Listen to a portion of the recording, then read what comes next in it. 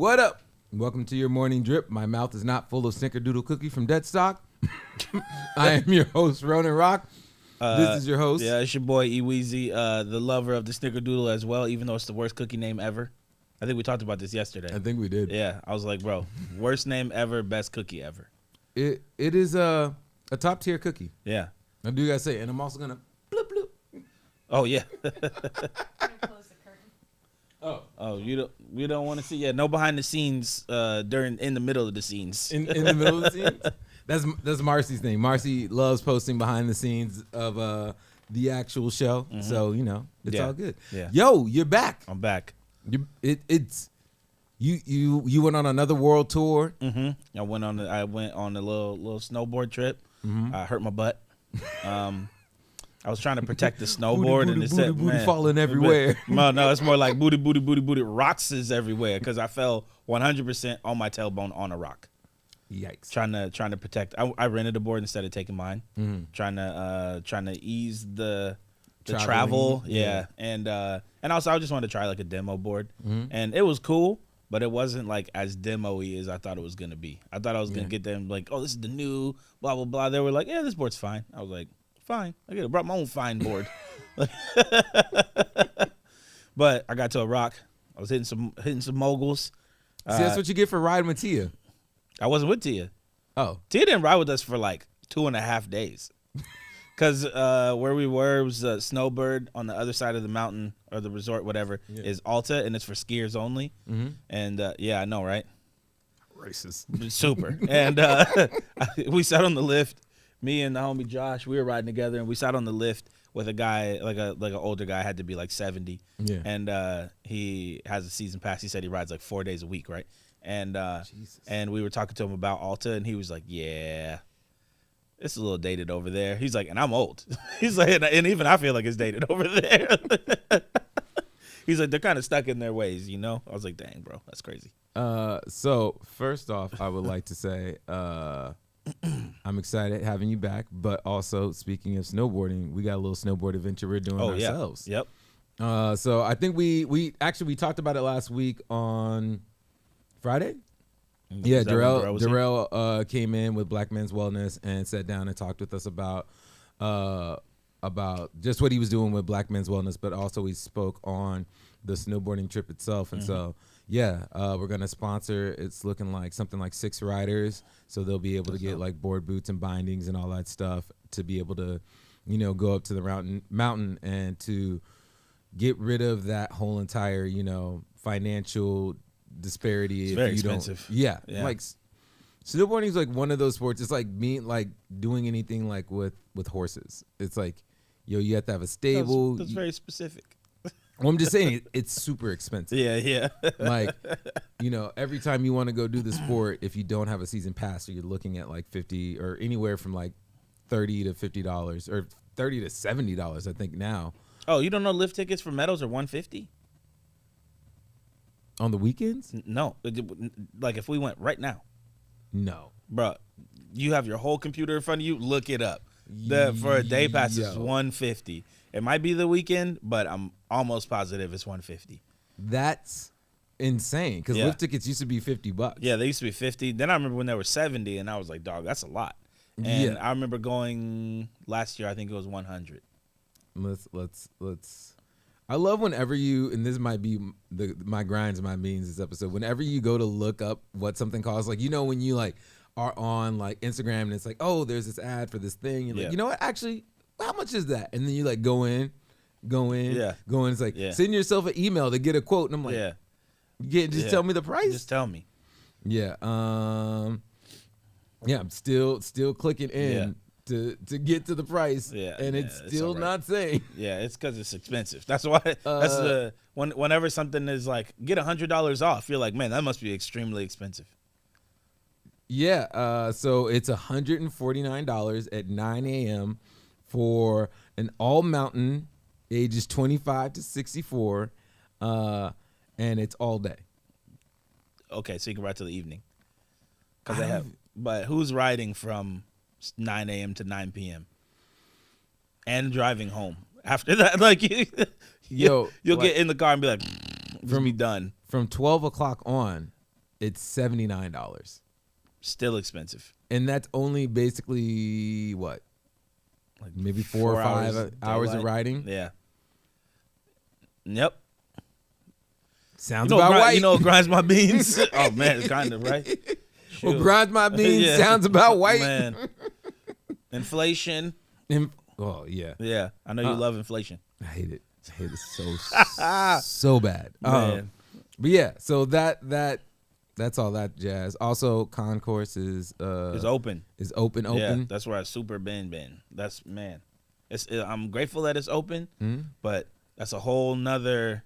You know what's crazy is like the amount, like the people who support Deadstock are now supporting Concourse, but I'm like, hold on, I need y'all to still be over here at Deadstock. Yeah, I realized that because the Sunday crew, I went over there. I was like, I came to Deadstock and I was like, let me go run over to Concourse. And I went over to Concourse, and everybody had their feet kicked up, and I was like, dog, y'all need to leave. Thank you, I appreciate you. You need to go. I need y'all to be in 2 places at once. Yes. Yeah, I need you to double dutch your support. Yeah, you need to in the morning go over to Deadstock and then come over. No, actually it'd be the opposite. You can go to the Concourse in the morning and then end up at Deadstock. Yeah. It's a little bit later hours. Either one. either one. You know, get the quick coffee at Deadstock and then post up over at Concourse or vice versa. Mm-hmm. But anyway, man, we should probably get into the into the stuff. Yeah, get into the things. You ain't even gonna ask me how I've been doing, where I've been at. Oh, I thought I did. How you been, man? You had a show this last weekend. Yo, I was supposed to be in New York. I was supposed to be in New York. New York, blizzardrous. Yeah. See, once again, speaking of snowboarding, we should have just sit up here and took our boards, went to the top of the Empire State Building, or did a Casey Neistat and just got someone to drive a Jeep through the city and just could have sit up here and hold on and toboggan the whole joint. Yeah, man, that was looking crazy. I saw photos. Yeah, I was sad to say the least because it was my return finally to New York, and then all this happens. Anyways, we did the show in Portland too. That was cool. But speaking of shows in Portland, Amine. Yeah, I was about to ask you if you went. Had his first. No, I did not because I had a show. You know. Would have been nice to get an invite, Amine, just saying. Yeah. Disrespectful. Disrespecting your elders. But nah, so he had his show, and you're going to have to go back and forth with me on this computer screen real quick, Marcy.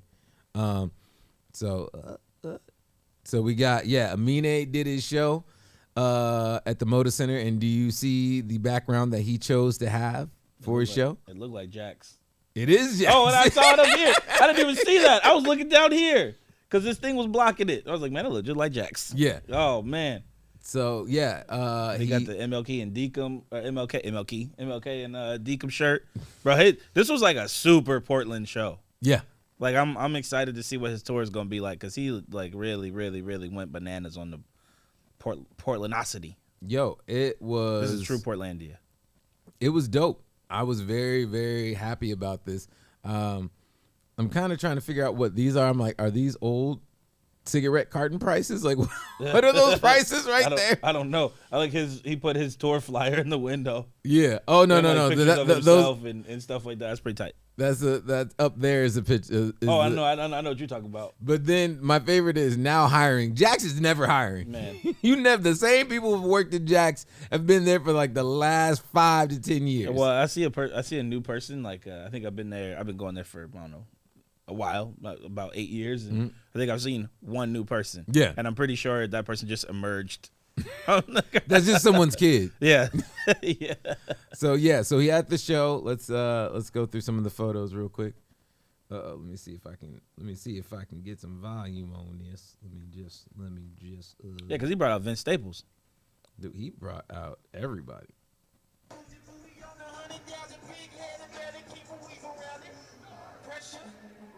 He got the Rose Garden instead of the Moda. Mm-hmm.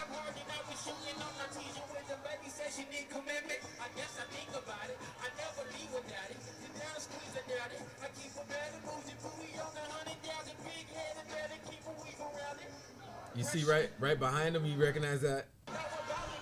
At first when I saw it, I thought it was a Chinatown statue, but it's actually just a very large sculpture of his dog. Oh, really? Yeah, I thought it was. When he goes back, you'll see it. So right there behind him, yeah. I thought it was the Chinatown statue from all the pictures, but it's just his dog. I was like, he's showing love to Chinatown. Hey, man, that's legit though. Give his dog love. Yeah, Vince Staples out, which was dope. Sold out show. Yeah, a friend of mine, she went to the concert. She posted a video from where she was sitting. I'm pretty sure it was like up here. I think that's her phone. That right there. Yeah. Yeah. So the whole entire stage, got that Woodlawn Park sign. Yeah. But that is his dog. And then best tour ever within the Made in Oregon sign. Got the Broadway Bridge. Yep. You know what? That's a interesting choice. I kept seeing the photos like from Mike Capes, or from what's the name? Dre Slaps. Yeah. But there was trees around him. I was like, what? I was like, did they just bring trees out? But okay. Yo, you got those old Christmas trees. You might as well get that discount. I mean, come on. Yeah. I love. Was this their? This was their inspiration. Yeah. This is the inspiration one pager. Got the sprayed on old school leather jacket with the Portland with the Oregon pants. That's pretty dope. Yeah, man. No, I was hyped to see.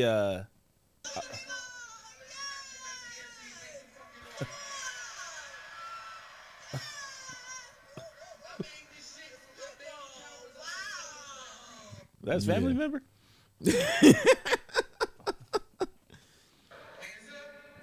Oh, it would have been sick if that shirt said, "I saw Mina at the Rose Garden."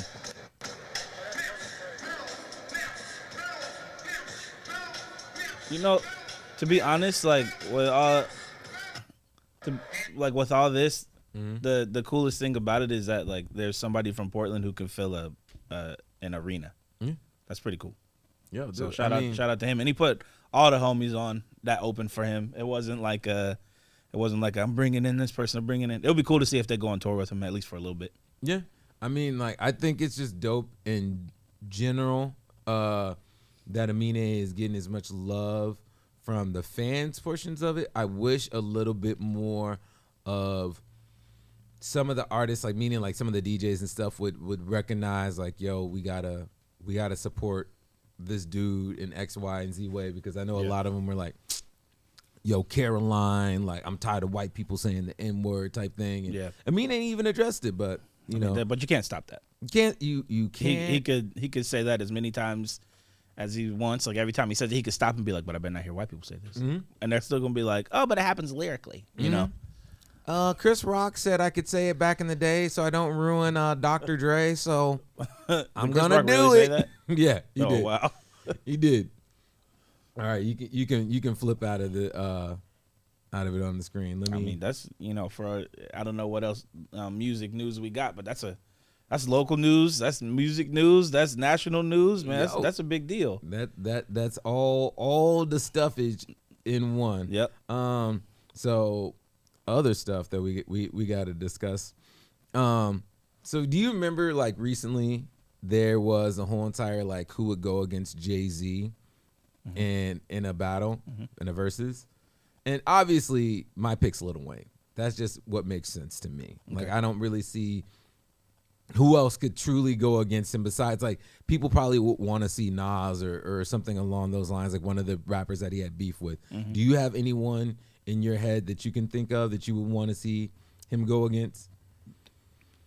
No, I think it would be like it would be one of those weird, like one of those obscure ones, which you'd be like, really? And then as you start to play the tracks, you'd be like, yeah, okay. And it would be in that like Juicy J zone. Okay, funny enough that you say that. Marcy, you want to pull it up? Yep. So the man, the myth, the see? auntie looking legend. You do look like an auntie right He now. look like an auntie and a half. It looked like he got a bathrobe on. Like he just straight. He probably boy. that's how legendary he is. He's like, Gotta he says, stop the cap expeditiously. Yeah.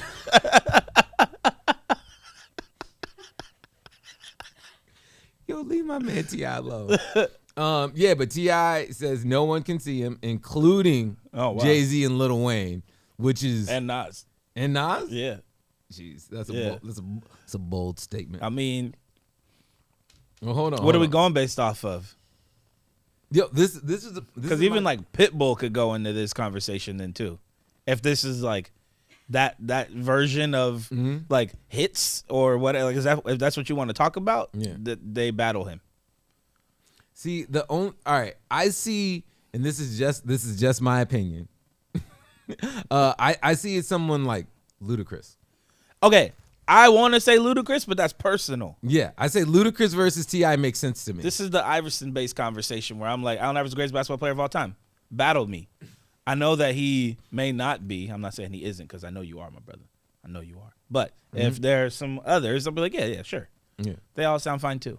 But so like for me with the Ludacris one, I'd be like, duh, Ludacris is gonna beat him. But that's because if I hear Ludacris, Oh, so you think not only that's a good versus, like that's an even match, but you think that Ludacris would come out on top? because who did Luda go up against? Nelly. Yeah, that That doesn't make any sense. Didn't make any sense. But Luda versus T.I., that would have been it. Yeah, And just then the whole whoever entire South, and then Atlanta. whoever won that, Mhm. then they battle Jay-Z. He's like the big boss. I would say like my Jay-Z versus Wayne would be the ultimate. That's the one that makes, I feel, in my opinion, the most sense. The close second, and if we're going like older, because obviously Drake versus Kanye, which I've done 18 million times, but It still hits. still hits, still slaps. I would say also modern day would be Cole versus Kendrick, even though I feel like Kendrick would obviously come out on top on that one.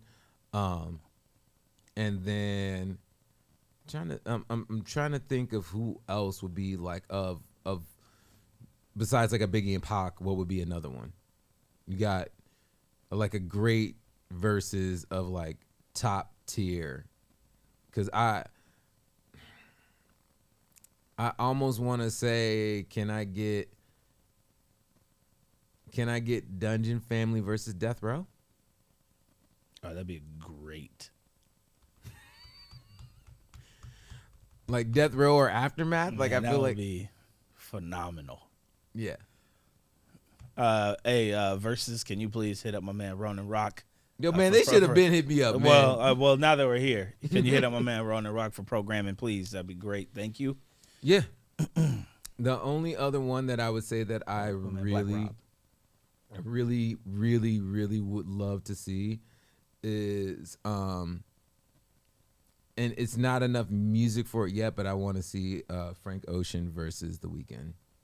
I don't want to see anybody versus The Weeknd. I know you never don't. wanna listen to Can The I Weeknd. can I give a substitute for The Weeknd then? Yes. Can I get Frank Ocean versus Kid Cudi? Fine. You could get Frank Ocean versus anybody. Versus The Weekday. If The Weeknd had like a knockoff. Do you remember 22 Savage? No. There was a guy who was called 22 Savage who claims that he was before 21 Savage. And we'll look into this later, but yeah, that's what it'll be. I'll take the weekday over the weekend. Like I would not take 22 Savage over 21. If there's not someone named The Weekday, there needs to be, and it needs to be the most boringest white dude ever. Oh man, it has to be Doing spelled the- like WEEKWY. Weekday. Week D. Yeah, the week. Week- Wow. Next on our next segment. Yeah. Can you switch it back? Oh my goodness. Yeah.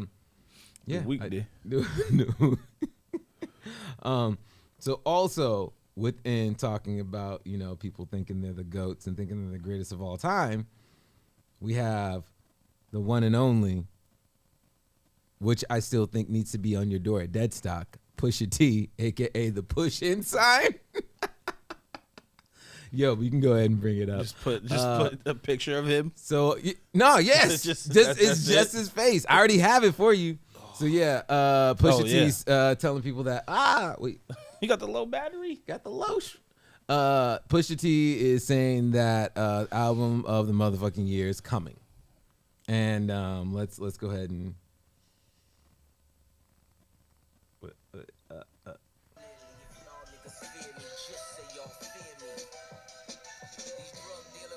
1000%.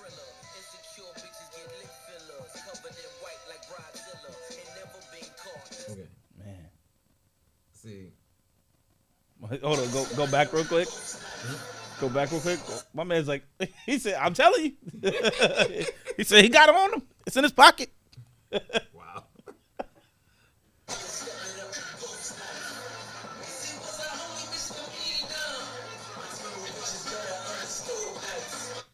All right. First off, how big of a Pusha T fan are you? I'm not like a huge Pusha T. You're not fan, like but a I'm not mad. Terrence.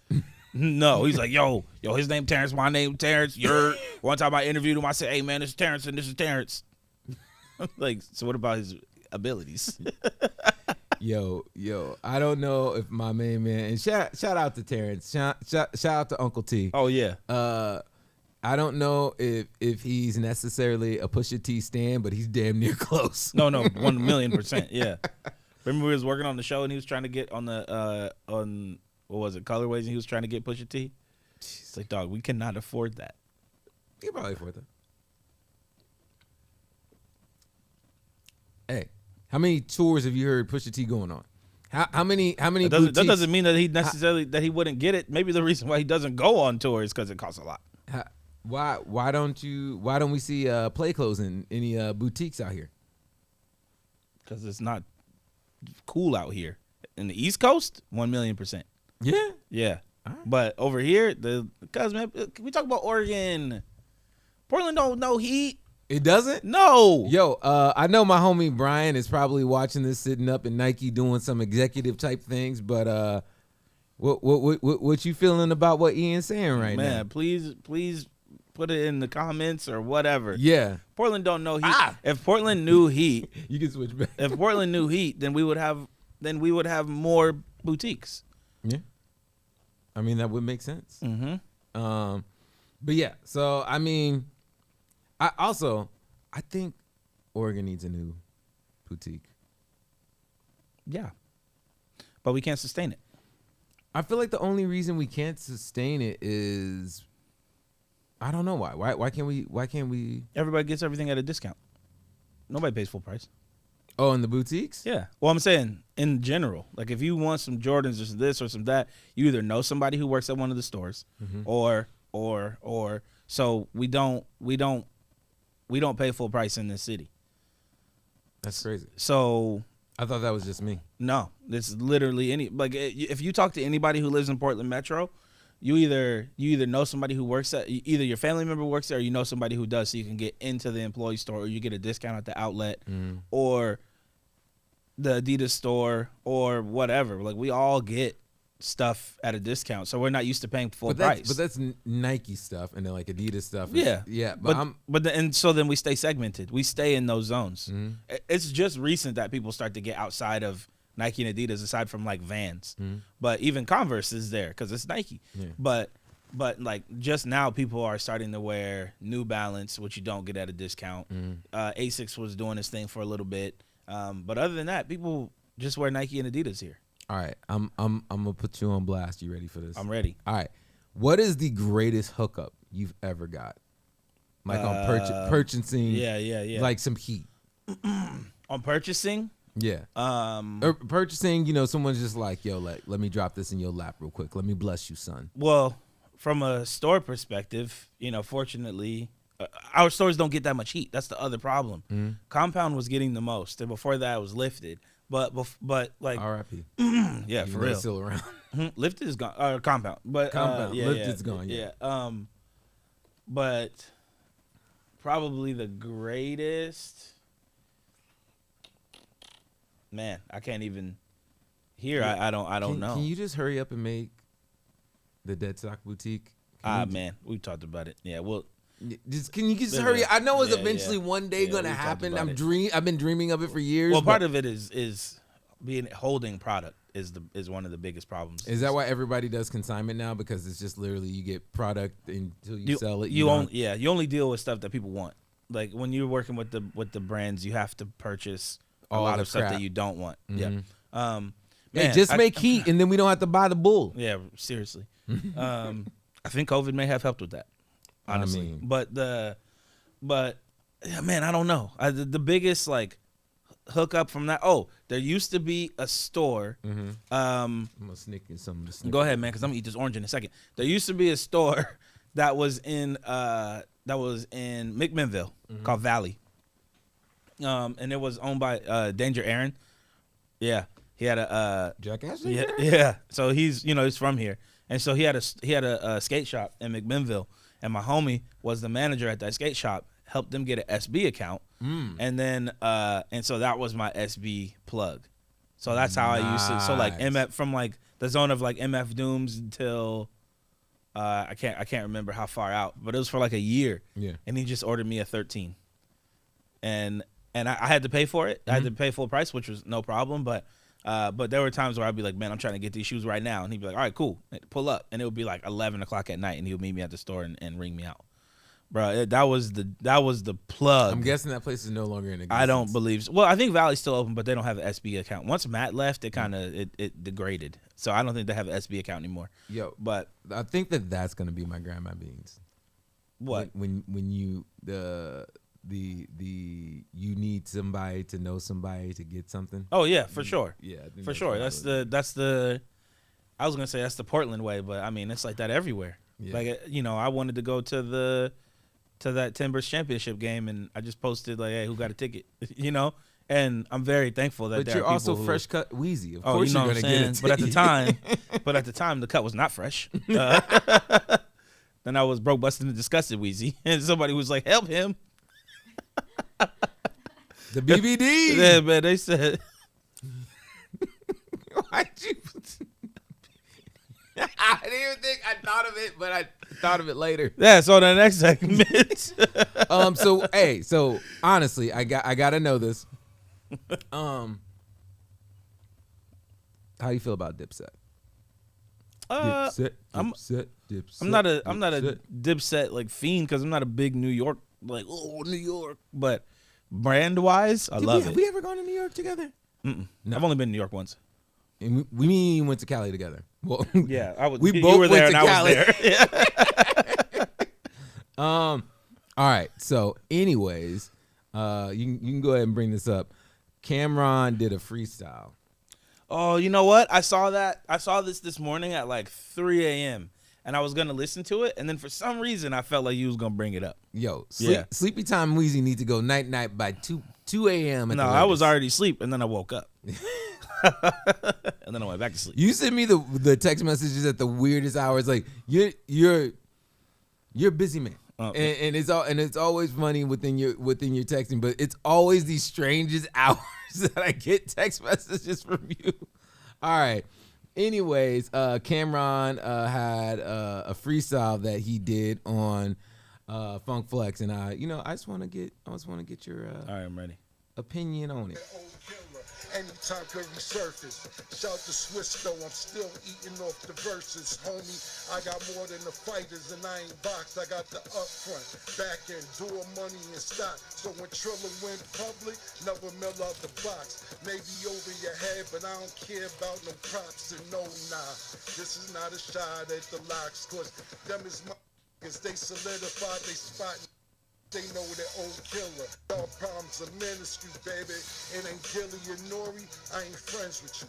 Everybody else 100,000 for the interview, man. I don't want to talk. Y'all just chatty patties. You got a problem, no problem. I send the addies gladly. Keep the Mac engaged. All your accolades. It's one big masquerade. Spaghetti ready, Betty Teddy, Cameron forever ready. Yo, He wasn't how's your happy. feeling? How was your feelings about that freestyle? He's not happy. I mean, he just got some stuff off his chest. I don't like Cameron's flow, but which is part of why I'm not a big Dipset guy. But I think that but he's got like a. Like if I was freestyling against him, I'd be like, man, you take so much time in between each word that you like fully think of what you're about to say next. Between each bar, yeah. Like, and I'm not, I can't do it, so I'm not gonna be like, yo, right? But I'm just like, yeah. I couldn't freestyle slowly, quickly, like none of it, bro. But sometimes I hear him and I'm like, man, your flow. It's so choppy. Yo, yeah, it's a thing that like I've forever. He raps like an old head. Like he's instructing you to do something. I mean, he is. I know, but all right. I'm gonna say this, and once I say it, you're not gonna be able to unsee it. Okay. So go ahead and look at him. Why is every old rapper look like oh Jesus Christ, Bun B? But every old rapper now just looks like Bun B. Yeah. Like it's. You know what it is? It's like if you're playing Def Jam. So you say he look like Mayweather? He does also look like Mayweather. He looks like Mayweather's granddad, and that looks like Freeway's little nephew. Man. His Highway? Also looks like Rick Ross's little brother. So, Man. you know. I like but he did have some, I will say that he did have some bars in there. He said, got a problem? No problem. I said in the Addy. He's like, listen, man, you want to talk about Addy it? gladly. Yeah, that's in the Addy gladly. That's his whole entire always when he gets to a point where he has to. It's like spaghetti ready. Yeah, fatty. Yeah, it's always. I've always joked around and made that line like, "This is how you know you're listening to Cameron." Oh man, yeah, it'd be like a. But also looks wise. Once again, it looks like you're playing Def Jam Vendetta, and they took the slider all the way up to like default. And it's Bun B. Bun B is the default look. Man. Like, even if you look at Method Man right now. Oh, yeah. Old Method Man looks like. He does. Looks like Old Method Man is out here. He's ready. He's about to drop some things. Yo, I mean. I love me some Method Man. He's the ultimate movie star. Yeah. He's done. I know Red and Meth have, like, the whole entire thing together, but I need, like. You know what? They're who I would want to see against Outkast. Okay. I'll be fine with that. Yeah. It isn't the perfect group because I think the perfect group would probably be Eminem and Dr. Dre versus Outkast. That also would be great. But yeah.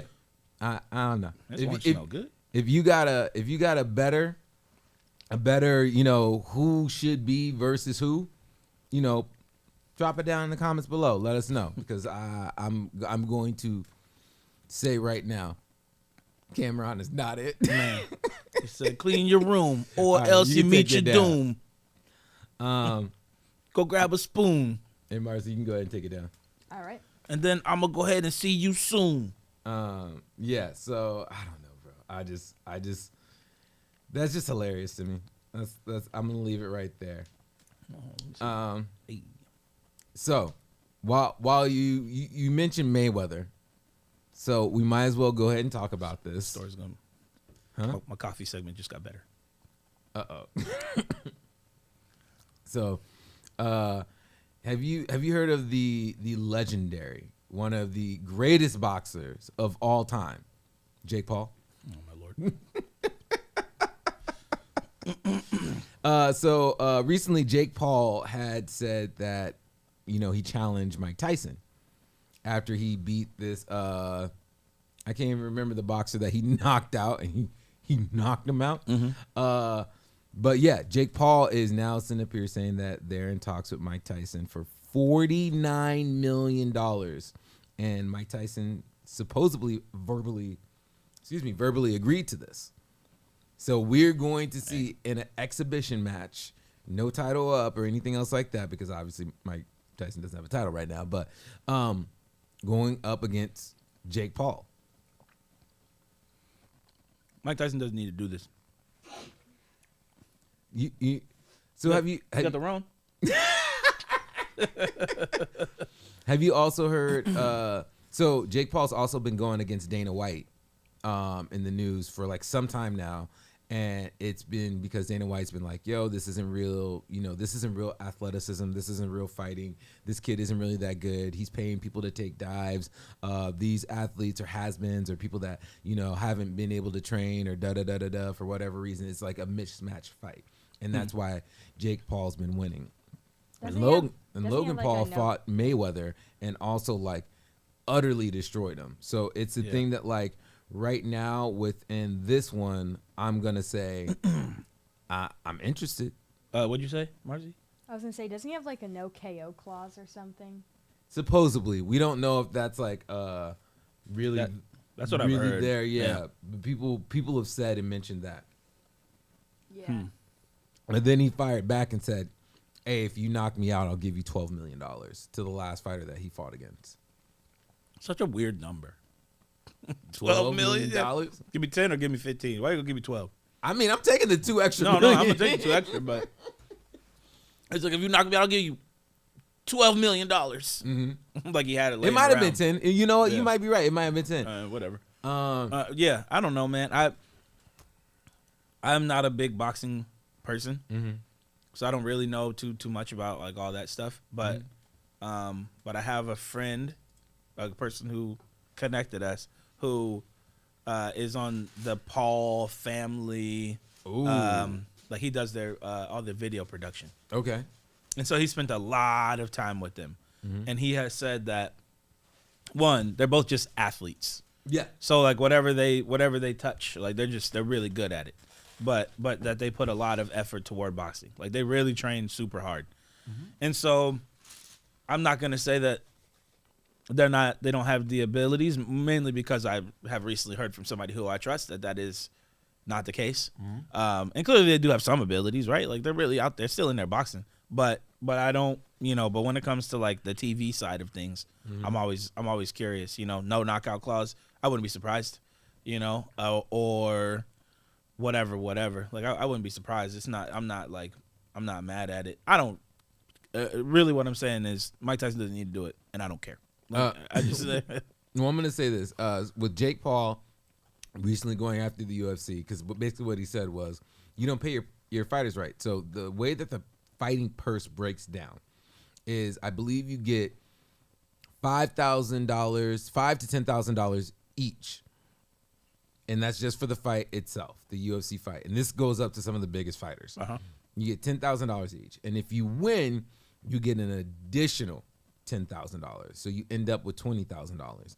And then if you get the fight of the night, then you get an additional $50,000. Or it might be $1 million. It's $50,000 or $1 million. But, So how are they getting, is it all endorsement then? So it used to be the fighters would be able to put brands and stuff on their shorts or whatever else. Yeah. Remember back in the day, some of their fighters got tattoos on their backs of people's brands and stuff. I did not know that. Yeah. And the UFC signed an exclusive deal with Reebok, and that all got to a kaput. So then fighters are, sometimes they only do maybe 2, maybe 3 fights within a year because they train for so long for them. And if they get injured, then they don't get to really fight for the rest of the year. So it's like they get, let's give a fair estimate of someone that won, like, let's say you got $20,000. Let's say you lucked out and got the fight of the night, but you got injured. And so let's say you got around $70,000. You got $70,000, which I believe 10% or 20% goes straight to your gym. Or no, 5% goes straight to your gym. Then another 10% goes straight to your manager. And then for hosting, like, all the travel, food and board and everything else, they say like another upwards to like, $2,000 to $5,000 can be taken out of that. Like, and at the end of it, it's just like, oh, sorry, $2,500 is crazy. It's less than that, but that also gets taken out of it. So it's just like, at the end of the day, they're not making money. And these fights that Logan Paul's been doing, like with some of these fighters, like even if they lose, they're walking away with like $2 or $3 million bare minimum, and some of them are up to $10 to $15 million. So it's like that's it. They never need to truly fight again. Yeah. So it's very interesting that like Dana White's been clowning on him, and the rest of the world's been clowning on him when this is like some of the most fair wage practices we've ever seen in sports. Like these guys are getting NBA players like multi-season year contracts. Yeah. In For like one night. Yeah. So I just wanted to drop that on you, and I'm gonna Yeah. say this: I feel like it's the same thing as Mayweather versus Logan Paul. If Mike Tyson doesn't knock him out, and doesn't knock him out, like let's say in the first 3 rounds, it does nothing but make Jake Paul look better.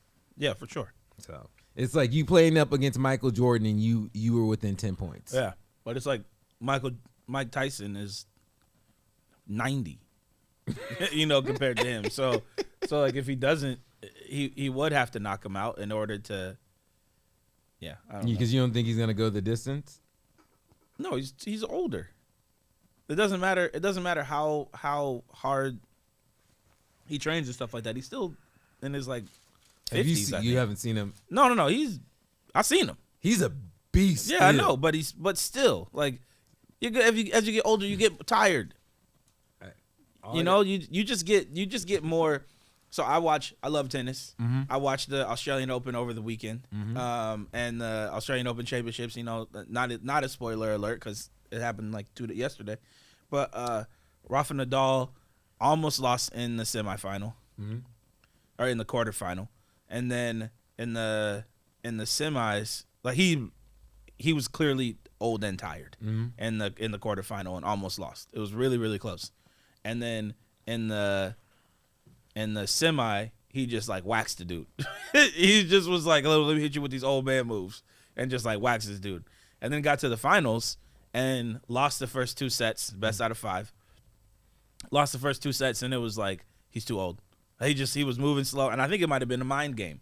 He was like there were balls that were like reachable, but he just like let him go. But then like. I stopped watching because I was kind of sad, and then like looked back up and he had won the next 2 sets, and so it was 2-2, and the final set was for the champion was for the title, and then went like full beast mode on dude and won, and like it took him like maybe 7 sets total, or 7 games total, and like won it all, but like he's old. So he got to play like old man games. Yo, I wonder if that was almost like a tactic because, like, it's the thing that Michael Jordan used to do this back in the day where he would. I got to stand up. Oh, go ahead. Hurt cheeks. Hurt cheeks make sitting weak. Man, honestly. Michael Jordan used to do it back in the day, and I even want to say that it sometimes happens with someone like, Damian Lillard. LeBron James, like some of these greats are like, I'm going to let you tire yourself off in the beginning of the game because I can keep up with you enough. You're going to get excited. You're going to show off. You're going to expend your energy. And then I'm just going to come and smack you in the last half of the game, the last quarter of the game. And I'm going to make it so you're never that out of reach. I'm not going to give you a 40-point lead or something like that. Yeah. But I'm going to put you in a space where you get cocky. And I'm even going to let your cockiness of you saying something to me fuel me. So now that makes sense. Yeah. But in the spirit of talking about crazy competition and speaking of Michael Jordan, have you heard recently the news of Michael Jordan and Scottie Pippen? Oh yeah, for sure. Yeah, for sure. And I'm not against it. You're not against it? No. What's your feelings on it? No. All right. So if you don't know, just really quickly, we're going. I guess this is your all sports episode that you wanted to do. Yeah. Coming soon. It's coming soon. So Scottie Pippen and Michael Jordan have been longtime friends, and they were on the Bulls together. Won almost 8 championships? 6. Six championships. And basically, after The Last Dance came out, Scottie Pippen wrote a book and has been promoting the book. But the book is basically shitted on Jordan. And basically puts Jordan in a position of being like, you should have made sure they took care of me, and I got paid essentially next to nothing. Yeah. So go ahead and tell me your feelings on this. Yeah. I mean, I'm not. I think that it's if you look at it from the team perspective, essentially what Michael Jordan or what Scottie Pippen is saying is, without us, he wouldn't be who he is. And Michael Jordan knows it because, from what I've heard, he's very serious about whoever's on the court needs to listen to me, right? Or they're gonna do whatever I say, which is he's a great leader. So I'm not. There's nothing wrong with that. But I think Scottie Pippen is essentially saying, if I was put in that same position, I would be possibly greater. He did make it to the Final Four without Jordan. Made it all the way to the. I mean, what do you think would have happened if Scottie Pippen would have won a championship without a Jordan? I mean, it was still a great team, and was only. I mean, not as great as the Bulls. And then when Jordan, granted he was a little older, but when Jordan came back and played with the Wizards, did not even kind of make it that far. Well, I mean, when Jordan left and played baseball, and Scottie had the Bulls by himself. They went the distance. But Scottie also did it again with the Blazers. That's what I thought you were talking about. Oh, no. Yeah, so that's what I'm saying is, even as old Scottie, he even made it further again. Hey, and he didn't have Phil or Jordan to No, come up here and do it. Exactly. Who was the coach at the time for the Blazers? Do you remember? It was the white dude, brown hair. I can never remember his name. Oh yeah, all of them. I think it was Rick Balding? Adelman then. Yeah, balding white guy with brown hair, kind of tall. Played in college but wasn't as good. Yeah, all of them. But yeah, so my feelings on this is from what I understanding, Pippen was great. Pippen was amazing. Yeah. And they were the dynamic duo. They're Batman and Robin. But Jordan is definitely Batman and Pippen's definitely Robin. And the thing is that no matter what, in this version of the story. In this version of the story. Yeah. And my thing is that it ultimately comes down to this. Pippen, you negotiated your deal so you would make sure that your family would always have money, that you're always getting paid. Mm-hmm. Now, later on, you realizing that you were super undervalued and you should have got it renegotiated, Phil, Michael, and the actual GM of the team all told Pippen not to take the deal. And Pippen still took it. And so it's a thing that's like, how much is it someone else's fault for you making that bad decision? And within you making that bad decision, like, you want then Michael Jordan that's like on top of everything to stop what he's doing to help figure out your deal that you did wrong and you chose to do it? Like, at one point during his contract, he was making more money than Michael. Like, in the early part of his contract, when he signed it, he was making more money than Michael. And then they got that first championship and everything changed. So, I mean, like, I look at it this way. Yo, Scottie Pippen, you're one of the greats. You're amazing. Everything that you did within the Bulls and beyond is dope. But you have a problem of really realizing what your future is going to be. Pun totally intended.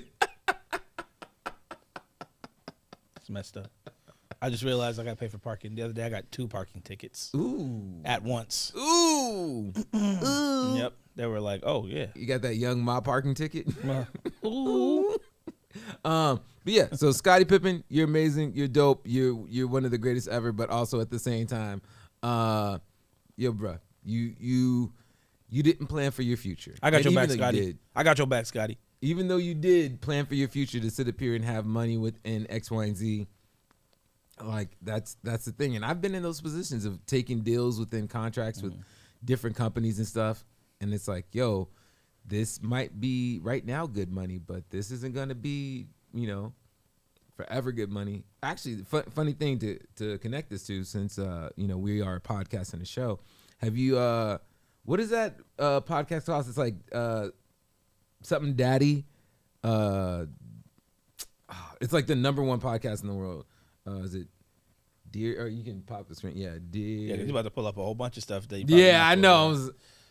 Something daddy. Podcast. He's about to type in daddy podcast. Oh my God. Yes, Marcel Swartz. I think it's Dear Daddy, or no, Call Her Daddy. Call Her Daddy. So Call Her Daddy is this podcast that was it was started by 2 women, and basically it destroyed. Like, it came out the gates like hitting hard, and Barstool Sports picked it up in its infancy of it. Took it on, gave them a deal. It's a sports podcast. No, it's like 2 girls basically talking about like all like it's like an unfiltered girl's perspective. Okay. Like, this is how things are. Like, hey, like, this is the blowjob and how you X, Y, and Z, Wow. and my sexual relationships have been like this lately type podcast, which gained a huge viewership. The problem was they had like one of those shitty deals, and eventually they got to the point of being like everybody coming up to them and being like, you are underpaid. And one of the hosts got a boyfriend that ended up being a showrunner or something for Showtime, and basically like, I can shop you your deal. And now that person, so it was 2, one of them left because they were trying to organize the deal. Barstool Sports was like, hey, we're gonna give you back the rights to your name and everything else. We're going to give you from $50,000 each or $500,000 each, something like that. They basically got paid $1 million together. And it's like, instead of that, I'm gonna give you like $2 million or $1 million each. And, you know, I'm going to make your contract only fulfillable to this time, so it's not even extended to the whole entire thing where it's supposed to be. All that, you can leave after that, take all ownership, shop your stuff. And they're just like, nah, we're not going to take that deal.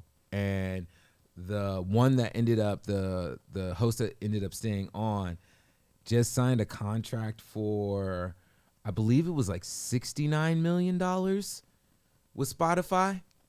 Dang. Yeah. So it was like one of the hosts Did the other left. one come back? No. I would have came back. I would have been like, hold up. hey, let me get. Remember what happened that one time? You know what? It's okay to get the 40-50 or the 40-60 split. You can take the 60. It's okay. Because you toughed it out. You negotiated. I'll take the 40. I'll take the 40. I'll take the 10. Yeah. I'll take the 2. That's crazy. But yeah. So, you know, it was just a crazy thing that happened. So it's just like, you know, it's one of those things. Just like, figure out your contract, figure out your agreement, be looking towards the future of what's gonna go. Yeah. But yeah. So, in other news, you know what? I'm just gonna go ahead and say this is going to be one of my favorite segments. So, we know that you don't watch movies. Nope. And it's fine. But back in the day when you were younger, were you big into TV and movies and television and stuff like that? Not really. Nah? I mean, I watch like the same things all the time, and to this day. Okay. So, they have for 15 best shows of 2021. Oh man.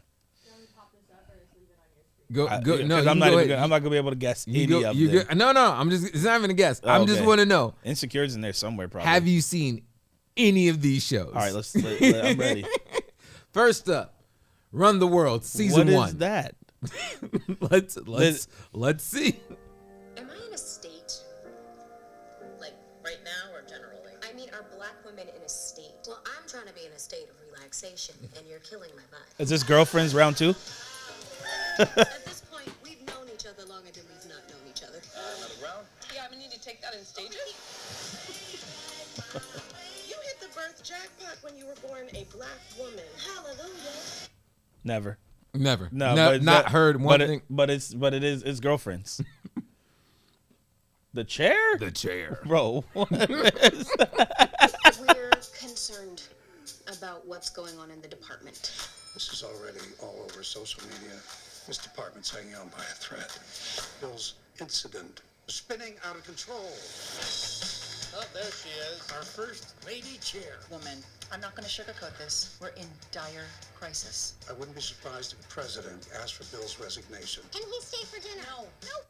No. This is shout out to Lewis and Clark for naming the first black president. That for real just happened. Lewis and Clark University just got the first black female president of a major university. So shout out to that. Mm-hmm. But this is I don't know what this is. It started out like Gossip Girl. It changed. Wow. Yeah. Okay. That makes sense now. Okay. Next. This is the top 15. Top 15. Oh, this is gonna be a long time. We can go through them quick.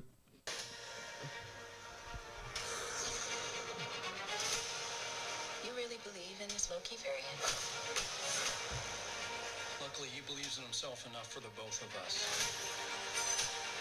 Bro, was that Owen Wilson? Yeah. Dog. Haven't seen him since Wedding Crashers. So I forgot to ask within the last two. The reason I wanted to be like, you haven't seen any of these shows No. so far. Have any of them piqued your interest to see them? No. Loki, we Made get a thumbs up or thumbs down. I'm not a superhero guy. But no, all right, work. Moving on. I'll watch Girlfriends. I think right. as Girlfriends is the update called Wives. All right, so next up, Queen Sugar. On season 5? On season 5, you've been leaving out the. How you a black coffee shop? You don't get to watch black television. Because I got stuff to do. Have you watched these? I see Loki. Oh my gosh. It's a fight right now to keep with my daddy gaming. The black-owned farms just received a notice in I'll watch this. seizure of their land. All right, so you watch it. I would watch this. So there's also a thing that's been on social media, basically saying, "Hey, we're tired of seeing the struggling black TV show. Like, or we're tired of, in general in film, of seeing the struggling black. Like, X, Y, and Z about this show is just about the black struggle. It's not about a person that happens to be black or X, Y, and Z.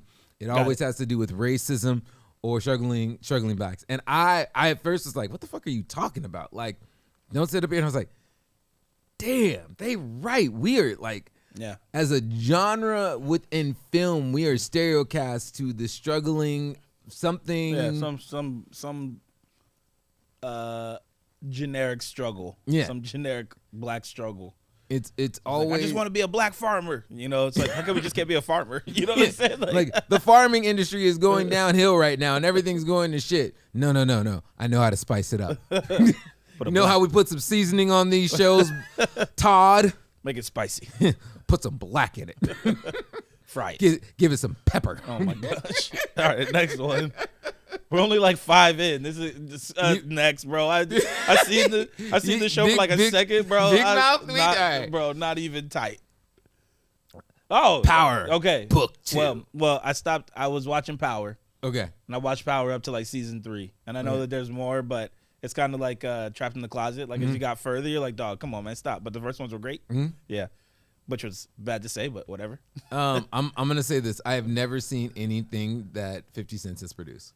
Oh, really? Not a damn thing. Power's good. Okay. Power's really good. All right. What? Love Life.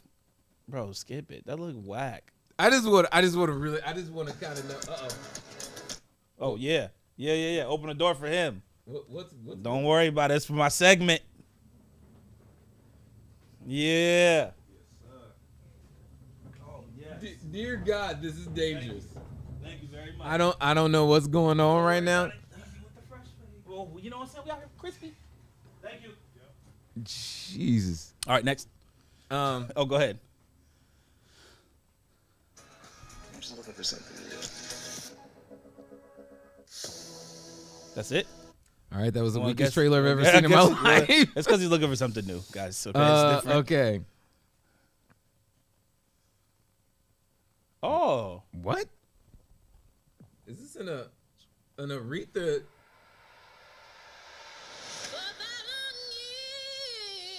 so is the show called Genius, and then it switches to like a different one every time? I don't know, but I'm watching this. Get Yeah. under your skin. Scroll a little bit. Right down to the bone. Also, don't forget about your It's mortgage. gonna be a whole new vibe that brings people together. I'm just a link in your chain. Watching it. Well, you only got 3 chords? We'll make them sound like $1 million. Chain, chain, chain. Oh, All yeah. right, we gotta stop that. Yeah, we that's can't get gonna that be- copyright. Yeah. That's gonna be- He said, change to the All next right, song. all right. Have you seen Squid Games? Bro, I could care less about Squid Game. You haven't seen? Yo, dude. I watched about 15 minutes of the first episode and was like, dog, this is sauceless. All right. This is the thing, and I'm gonna be 100% honest. Did you watch it with subtitles or did you watch it dubbed? I can't even remember. You probably watched it dubbed. It is literally horrible dubbed. It makes every scene that would have like genuine emotion to Yeah. it into like a joke. Okay. Because how they read it. So I would say, yo, maybe give it another 15 minutes and just subtitle it. Okay, maybe. Southside. I'm not even hitting this because that looks like one of my relatives. I don't know. I'm It from looked the like- Shy. What do you expect? Yeah, keep going.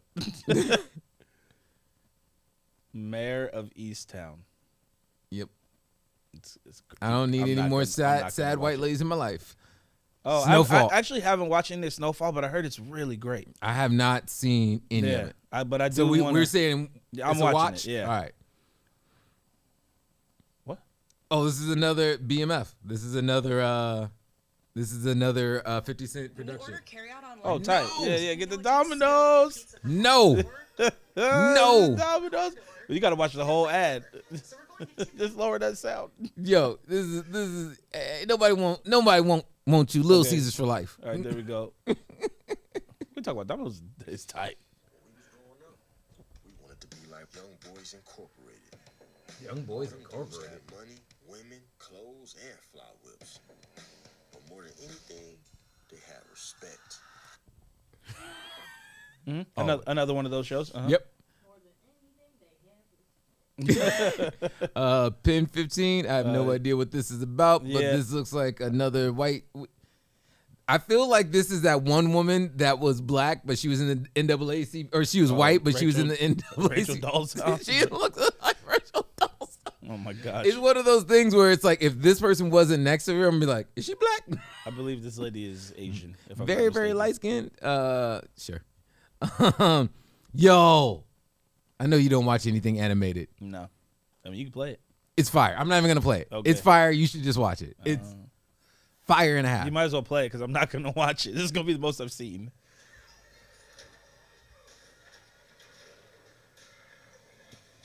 So it's like extremely violent.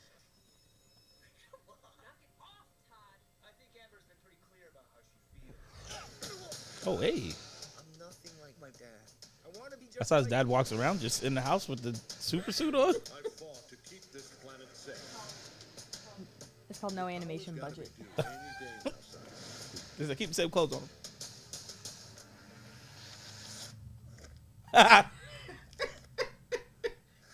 Morning. I'm scared, Dad. What if I can't do this? Follow me. Slow down. Land. I said land. Stop. Get up. I'm actually getting used to this a little. All right. So, anyways, basically the premise of this story is superheroes, ultra violent. What it really be like? It's like the Watchmen, but never mind. You haven't seen the Watchmen. Nope. It's Well, you haven't seen The Watchmen? he hasn't seen anything. He hasn't seen Star Wars. Do you at least read comic books? No. Do you read The No. Watchmen? No, I don't read anything. All right. Is that it? Yeah, that's heard it. it here. You So see it as a we guy got to like read. 3 or 4. That is, you don't even have to do the heard it here. Everybody knows. All right, you can press the get back the yeah. Still can't read. So I can. just because I want to make don't. sure whatever you're doing that we have time for it this episode. Let me just see. So really quickly, we're gonna talk about Kanye. Okay. So this segment is called Celebrity Gossip, but there's a segment within the segment, and this is called Kanye Watch. Oh man. It's the Ye Watch. Yep. It ain't Baywatch. It's Ye Watch. We got a whole ass segment from him. No, now. man. Yo, dude, we talk about him every single one. I mean, damn near had a Dave Chappelle segment every time until he got canceled. Oh my gosh. So you can go ahead and bring it up. So there's going to be a quick multiple of things to getting into this, but essentially, Kanye West will not have homeless people model for Yeezy Gap. He had homeless people modeling before? So he was talking about having. It was rumored that he was going to have homeless people model the next season's collection. Okay. And because everybody made fun of it for it basically looking like homeless wear. So yeah, Kanye will not be exploiting the homeless. TMZ reports on Thursday that Ye was collaborating with streetwear brand Skid Row Fashion Week to create Yeezy Skid Row Fashion Week clothing exclusive label founded under David whatever. Said the mission was to aid the homeless by donating a portion of the sales to the Living in Skid Row. The Skid Row Fashion Week factory also employs homeless people. The program is designed as a catalyst for men and women living in the streets to control their future.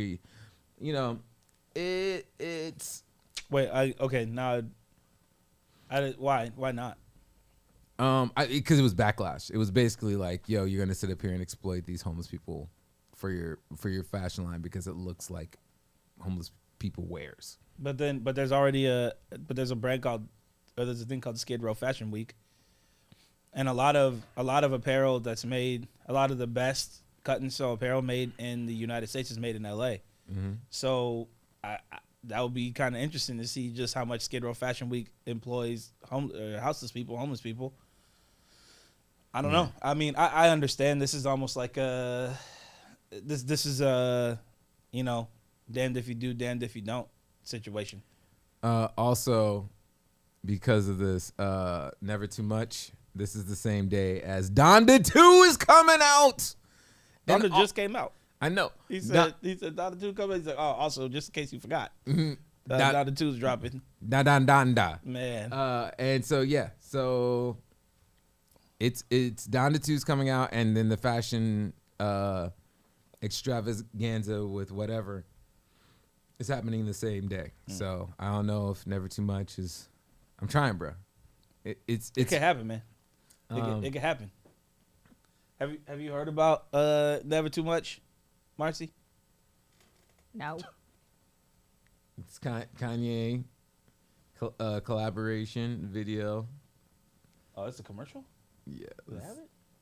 I love that this. It's just a hoodie. I don't understand why it's so exciting. It's just a hoodie. All right, can you switch back the screen real quick? Because I got to pull up this other thing. Unless the fit is immaculate, it's just a hoodie. But it's for Gap, though. And it's something that Gap hasn't done. Mm-hmm. So, well, I mean, okay. Gap does traditionally those weird ass, things. All right. So just to go within that, have you seen any of the line besides what we've shown thus far? Mm-mm. Okay, Marcy, pull it up. Aside from the bubble coat. Yeah. That joint look inflated. Fire. Fire. He said my girl almost died from laughter. Yo, man, this jacket is deplorable. Yeah, man, that thing is. Yo, it's not the one. Did you see? He said the Missy Elliott "I Can't Stand the Rain" looking jacket. Oh man. Looking like Kingpin. Oh man. Oh yeah, it's Nori. Nori is. Looking like a Roblox character. Whenever you're ready to go. Oh man, they just roll them out with the Oompa Loompas. Yeah, got that Willy Wonka. I saw that movie. Oh wow. Blue M&M. Big Hero 6. Yeah. Who was that? Huh? You know who this guy's from? No. It's from Toy Story. Oh, okay. Nope. All right. Yeezy ain't got no kids. They said the last one didn't even have anything to do with the jacket in the comment. All right, you can switch the screen back. Oh my god, that's hilarious. So it looks like you got a whole last thing for us. Oh, I do. Okay. I realize I need there's something I need though. Oh, you're missing something? Yeah. Do you need to go to the bathroom? Do I need to go to the bathroom? Yeah. What, we doing a commercial break? Well, we could. I'll be back in like a minute. In a minute. Maybe less. I just gotta go to the desk real quick. All right, so I'll just go ahead and we're gonna do a small commercial break. What we're actually going to bring in is let me see if I can get this. All I wanna do is get this. My favorite thing in the world is when I try to pull something up and I can't. It always makes me so happy. Oh, there it is. Bam.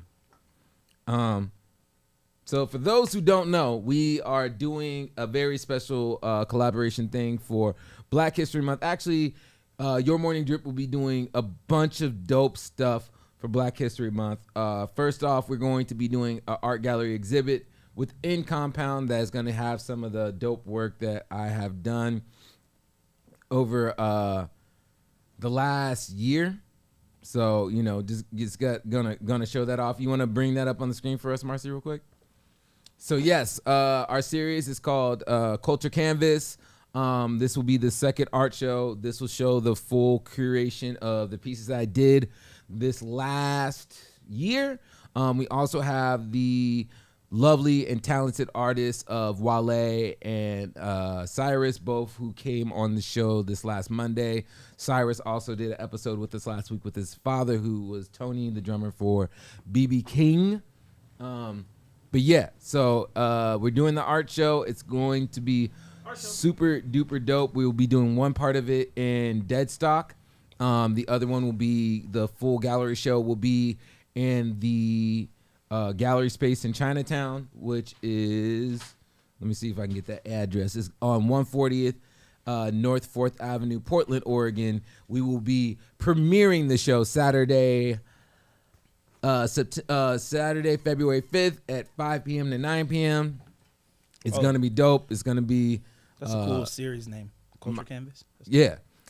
So my series within it is called More Than February. We will also have...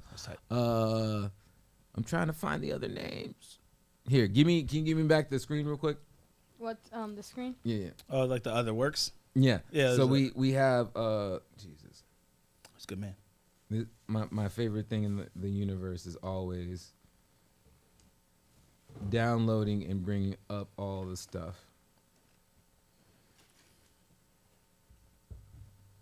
Is there a way to? Yeah. All right. So we have the actual different. So it's Heritage, which is done by our boy Wale. Cyrus is doing Black Label. I am doing More Than February. And this is some of the work that we'll be seeing from the homie Wale. And then here is some of the work that you will be seeing from the homie Cyrus. And then, of course, like you just saw, there's me. Show. Yeah, I'm excited for it. So is it only your stuff in Deadstock, or is it some of the stuff too? Only my stuff in Deadstock, and then the rest of the show will be available during the weekends. Private gallery, dang. Yo, got that private gallery, got that big gallery, doing shows on top of shows. Your Morning Drip, throwing our second art show. Man, think you know how crazy it is that we haven't even been on, like, technically February is. The show actually started in June, but we actually started prepping and getting everything ready for the show in February. So this is like our anniversary coming up, and we've done our second art show. We've done a whole entire street market. We've done like a bunch of different dope stuff, and going into the future, we'll be doing more dope stuff. So keep it locked in at yourmorningdrip.com. We'll have a lot of stuff coming soon. Hopefully, we'll be getting the Your Morning Drip roast as soon as I make the logo for the bag. We'll have the more Your Morning Drip roast that'll be coming out for Black History Month, and be doing a bunch of other dope stuff that'll be happening the second half of the month. And I don't think you know, and this is going to be news to them. So we'll be switching out the show part way in February, and we'll be doing a special show. Second half of February, we'll be doing athletes. Oh. So we're gonna do athletes that have had dope shoes, and so the whole entire thing will be athletes and they're like dope shoes. So you know who I'm gonna do for you. And if you don't finally get one of my pieces to permanently go after this one. Oh, you mean you're gonna switch out the art? The art show in Deadstock. I was so confused. Okay, got it. Yeah, so I'm like, this show is gonna be about athletes and dope shoes. I'm like, no, you did not tell me that. Got it. You want to change up the format? We can do that. Hey, listen. Yo, I need to start learning about sports. Yeah. But no, so we'll switch up the show part way. The one that I know you're gonna love, we're gonna do Allen Iverson. Which shoe do we do with it though? You know what? Let me think about that. Okay. I'm team question all day, but switch it up. Okay. So let's get into. Speaking of being team question all day. Do you want to go through your other shoe news, or do we just want to go straight into this? No. You had a piece of news first, right? Oh. Can you switch the screen back? Yep. Let me bring this up right now. So yeah, we talked about the Kanye West jacket. I mean, just to cap off the last of our Kanye news, the Ye news, the Ye segment. We're going to showcase these bad boys. Ugly, bro. What? It looks like a rendering. It looks like It is a rendering. It looks like it would be in a game. Yeah. And it should never leave the game. Wow. No? No. Would you feel better if it was just 3 stripes like that? Oh, instead of being.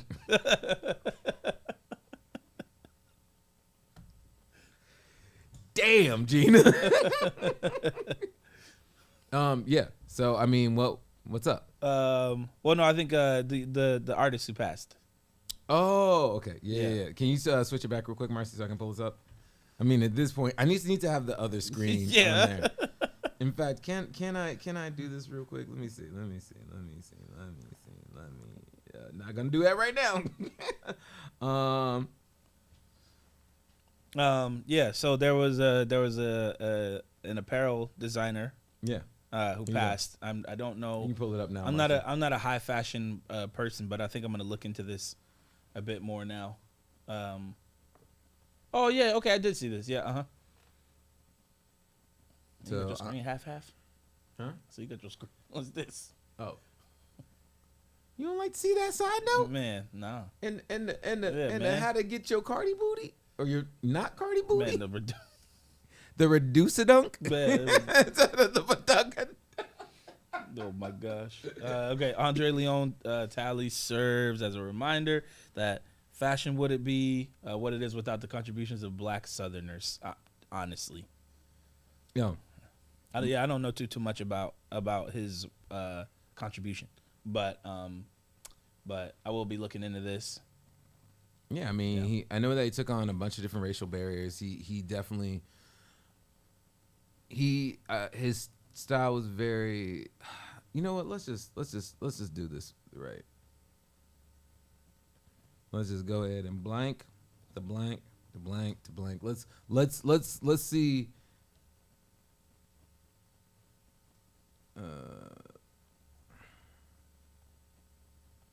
What are you looking at? I was looking up collection. I know I spelled that horribly wrong. Coletta Sean. Colshin. I'm gonna be all right. So I'm gonna say first off, fire. I don't know what yo, fire. Fire. He got the Michael Jordan, the Michael Jordan. I'm going out for the night pants on. It's like a southern. He's got the Jordans 5001s on. Oh my goodness. The red on reds. That's it looks like a preacher. Mm-hmm. Like a preacher inspired southern. That's pretty tight. Yeah. Nah. I like his use of color and prints. Look like Kanye done stole from the homie. I mean, no, definitely. I'm still whatever. Just wrapped around the neck. Man, this is draped. Yo, look at this ponytail though. Oh man, not tight. But yeah, that's the jacket right there. That's the Kanye jacket. It's got the hands and everything. I'm gonna look into this more. All right, cool. Yeah. But yeah, you can go ahead and switch it back, Marcy. All right. So what I'm gonna talk about is the fact that there's all of a sudden. You can go into the images. We'll go through them. Okay. I saw this the other day. I was hype on it. The Vans Vault is about to release a collection, and I'm still a little confused about the Vans logo. That's the hands, but I think it's tight. But I saw that the Vans Vault's about to release a collection of cafe inspired shoes. And you'll be able to just like swipe through the photos, and I could talk to them in order. That's what I'm trying to get them. I think if you double tap, will it just bring it up in preview, and you can just Nope. No. Okay, not tight. I got this because we had to deal with this last time. Okay. Which really just made me think of like a bunch of coffee related like shoes that have come out. So yeah, as soon as you get them pulled up. That's the thing is it's like, all right, we'll just do it one at a time. My screen will just be showing while we're doing this. All right, you can just have like the preview on the all right, side there or you something go. like that. So I think the first one that pulls up is this is the one that's a T. So but this Vans logo to me is just so sick. I don't know why. But instead of doing like T color, it was like the T set. The next one is matcha. If you toggle through. And then after that is mocha, or sorry, espresso. I just love that they put a black hand with these. Oh yeah, man, he in there. The whole photo shoot actually was really good. And then this one's espresso. This is more like the Turkish coffee style espresso. Okay. All right, so then if we move on, hold up, something wrong. That's what Nori texted me. I think something happening. Ooh, what we doing here? That's fine. This was there's a bakery in Paris called Paperboy, and they had released a whole collection that was like a fried egg because they're a bakery, so they make like breakfast sandwiches. Yeah. And then they released this one, and then they released like a ginger lemonade. So this was about 2 years ago that this came out. And then let's move on. We all know the Mocha 3 and also the Mocha 1 is right after this, and we don't have to click into it. But it's an OG Mocha. First of all, but this is the one that like started it all. That sounds like something that you would serve at Dead Stock. OG Mocha. Yeah, honestly. But this Mocha 3 is the one that started like all the mocha or like the coffee craze. Had nothing to do with actual coffee. It was just that the color was the color that they called it brown. Or that was what they called the brown. And then Saucony released this about 3 years ago, maybe 4 years ago. Okay. With some ridiculously dark roasted beans right there, just dumb glossy. And then there's one that's going to be coming out. Then there's one that's coming out real soon. It sounds like a brand. Dumb glossy. Yeah. There's one that's coming out soon. You know what it is, baby? They about to release the Mocha Question. You know what it is. You know what they should do? They should give them to me. Yes. All right, but hear me out. This is my pitch for the Mocha Questions. So they come and do the commercial. They come and do it at Dead Stock, and he's like, so question, what kind of mocha do you want? And you're like, and it's Allen Iverson. Hey, that'd be and tight. Allen Iverson just comes in and he's like, yo, question, what kind of mochas you got? And then you can have you behind the counter and be like, I'll just be like, I only got these ones. all right, yeah. There's my corny dad joke of the day. So let's go ahead and leave this up. Go ahead, blow the screen up. We're gonna leave this up during the. Oh. Mm-hmm. Okay. We're gonna leave it up, and it's not a. Actually, you know what? No, let's go back to the Vans Espresso.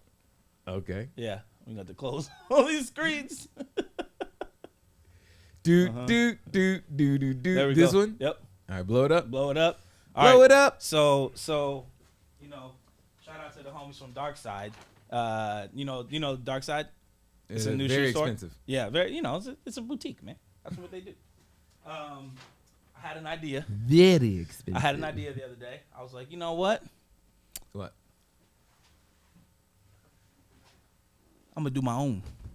You gonna do your own mochas? Okay. Mm-hmm. You know what I'm saying? Dripping, man. So we started dipping shoes in coffee maybe 6 years ago. Mm-hmm. Before it was cool? Yeah, before it was cool. You smell that, bro? I mean, can I just go ahead and just dip? Go ahead. Yeah, just get you some. I'll pour you some first. Do you really want some? Can I? Yeah, man. Why not? Before we mess it up. Hold on. Go a little bit lower. There you go, my brother. All right, yo. You know? Well, you put these shoes in. Yeah. I just love that this is gonna be like, you know how you have at the bar, you have the tray at the bottom with the overflow of drinks and shit, and this is just gonna be the overflow of coffee that I didn't know about. So these are the Pata vans that they Yeah, actually what is released. this? They released the. Oh, you don't know about this? This smells cinnamon. Yeah, this is that Mikey's blend, inspired by the homie Mikey from Index. Yeah, it's got cinnamon, chicory, some toasted rice, some corn. Actually, for real. But yeah, man, you know, I thought it would be kind of tight to do a pair on air. Should I IG this? Go ahead, man. Let me get all the electronics out of the way. Oh, before you spill everything? No, it's not. It shouldn't spill.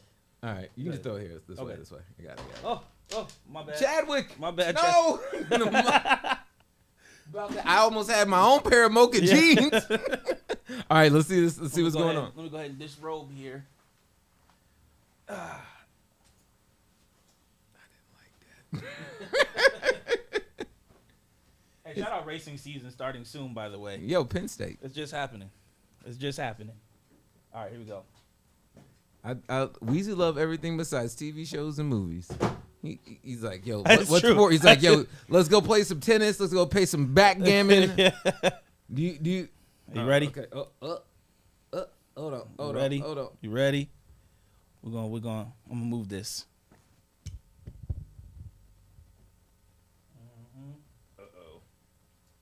Ooh. It's an ASMR, you know what I'm saying? So we're gonna let him sit in there for a while, honestly. But for the gram, Yeah. I'll go ahead and ooh. You see the steam coming off? That boy hot. That boy hot. That boy hot. That hot boy Weezy got it going on. Let him sit in there for a second. Should I give you a mark for that? Sitting up in here? No. Sit No, up here. I said let me sit. I'm gonna let him sit in here. It's close enough. Nice try. You know, branding, of course. Dad schmuck.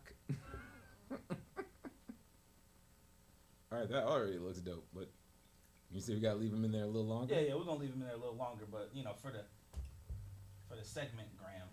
Let me just get. Can you put the other one just other way? Oh yeah. And tilt it so we can see both of them in there. So you got the head on, but then like just tweak it out a little bit. Just pop the butt. Pop that booty. Pop that booty. Yeah. Yeah. Ooh. Yeah. So you know, I figured it'd probably be best. You might want to put that mic somewhat in front of you. I felt like it'd be best if we had we did a pair on air. Dude. Some might say that they dare. You know, shout out Dark Side. Got to support the local at the same time. You know, we did it. Hey, we did it. Yeah. We did it. They We smell did like- it. they smell Yay. They smell like cinnamon and rubber. I don't know how to feel about that. Word. That's dope. Yeah. There we go. We're just gonna put them here. I'll get this off the table so we can finish. But yeah, look at the steam coming off. You gonna throw the other one in there? You gonna leave it like You that? wanna do it right now? I mean, We can go into the next segment while I do this. while you do it, okay. Yeah. You can go ahead and take down, put up the still real quick. Mm-hmm. I thought you would think that would be kind of tight too. I think that was kind of tight. Yeah. I think that was truly tight. Yeah. It looked good. Yeah. They actually did a brown pair, but in Lowe's. Yeah. What size did you get? Did you hook up your boy? Give me my third Christmas present. They only got the 13. Hey, are you reading from the book? Where's the book? We'll be doing something new coming next week, but you know, broke boy Roro forgot. All right, so let's see what we got here. Broke boy row. Um, Row. You broke. Wow. You started it. You started it. I don't know if I really want to get into this. I like how I said I don't know if I really want to get into this, It's and like- then Marcy's just like, you getting into it. Yeah. So Talib Kweli is suing after a reported claim that he raped a 14-year-old girl. The legendary rapper is hitting back with a defamation lawsuit. So, Talib is taking legal action against a news site that made some serious allegations against him. The legendary rapper is reportedly filing a defamation lawsuit against Turtle Boy Sports after it accused Talib Kweli of raping a 14-year-old girl. Back in April 2017, Turtle Boy Sports tweeted out a link to an article that suggested the rapper committed the heinous crime. The story is used a first-person account from the alleged female victim, who is now an adult. Why did you rape that 14-year-old girl? How much did you pay her to keep quiet? The website originally tweeted. Turtle Boy also tweeted about Kanye allegedly raping a 10-year-old boy. So yeah, it's what is this site? Yo, this is Talib Kweli. Actually, yeah, Turtle Boy sounds weird as heck. It sounds like some Ninja Turtle adult content. Wow. I'm just a turtle boy. Said see you later, boy. Ninja Turtles all fucking day. Oh man. Oh, I forgot. I left the paper in there. Oh no, not the Only- paper. only And took you it out left of them one. on the soul. Huh? Oh yeah, I knew that one. I saw that one. So anyways, yeah, this is nuts. It's truly nuts. Yeah, that's- sucks. It's one of those things. It's like it's a double-edged sword. It's if you talk about the certain allegation that happens against you, if it's not true, like let's pretend like right now we definitely know. Like once again, I'm gonna say, let's pretend like we definitely know that this is not true. Mm-hmm. You sitting up here making this public brings more attention to it, gets more notoriety about it, and it's a thing that's like no matter what, if there's an allegation that you raped somebody. Gang. That's really weird to do that while saying that. There's a thing that's like you ever make any statement about something like that it automatically becomes like this is true. Yeah. Like a certain segment of the population, if you get accused of raping someone, even if that person comes out later on and says, no, this didn't happen, I lied, or no, this didn't happen, I was mistaken by the person within the situation. Like it's just always there. Yeah. I mean, but do you think that possibly you have to talk about it, right? Because somebody else is talking about it, so he has to talk about it. But it's the thing that's like if you don't talk about it, it goes away quicker. So what would you rather? It go away quicker because I'm a prime example. I sit up here and called somebody out, and then they just didn't say anything. Yeah. And the conversation. I mean, and that's happened to me before too. Yeah. Where somebody said something about me, and I just didn't say anything, and it went away. But I mean, and it was, and to be completely honest, like what was I thought dude was sitting up here trying to pop my tire. Oh. I was gonna pop a cap. Oh, now he's picking up trash. Picking up trash. No, I but if you're if somebody's talking bad about your name or whatever, this is a serious situation. This is super serious. So I think in this case maybe it was better that he chose to do something. Yeah. No, I definitely don't. I don't think you're wrong. My only concern within this situation is the same one that it always is. You just pay for parking. Yeah. Yeah. Is what it always is. Yo, what is the truth? And then are we actually going after the truth? Or are we just making the mob mentality and going after somebody because someone said that they did something wrong? And that's always the thing is like, I'm a type of person where I keep my receipts. Like I have every text message I've ever sent ever from my iPhone. Like I just got it.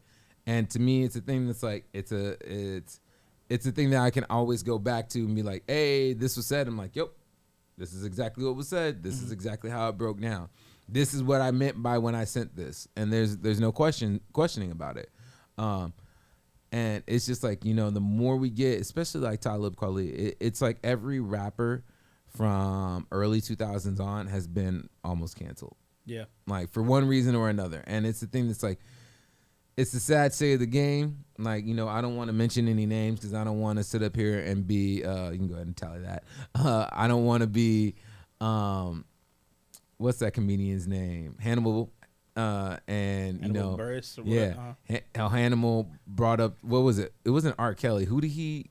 Actually, it was Bill Cosby. It was Bill Cosby. Which transition?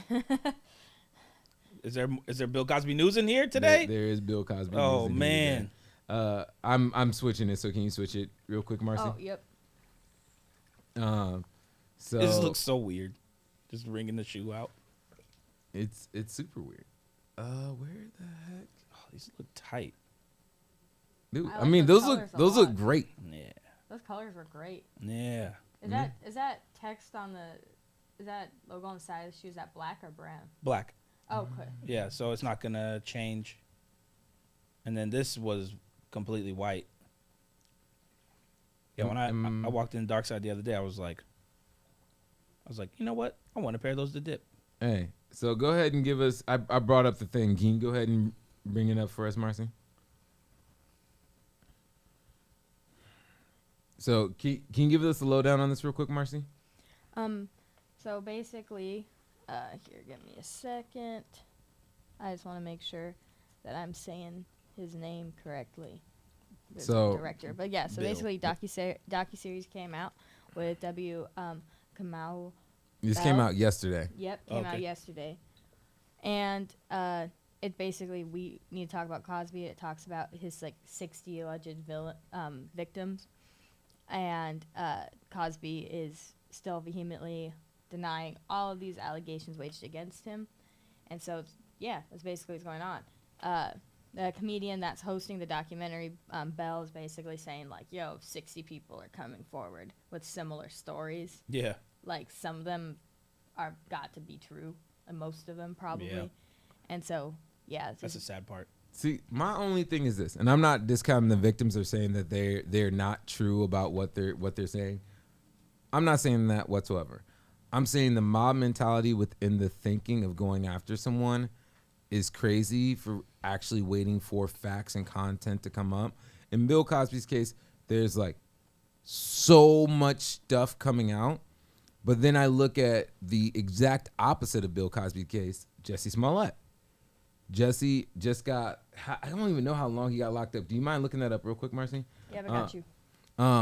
But, Jussie Smollett, everybody was up in arms. What are we calling it? Juicy Smollett. Yeah. Let's call him by his actual name, Juicy Smollett. By his grown name. But Juicy, everybody was going after him and being like, yo, your story isn't true. Here's all this proof that it isn't. But there's still people out there that are pushing the narrative that that's not correct, that Juicy did get a hate crime attack. And even some people are going further on to an extent being like, what does it matter if he lied? It could be true. And that's the problem.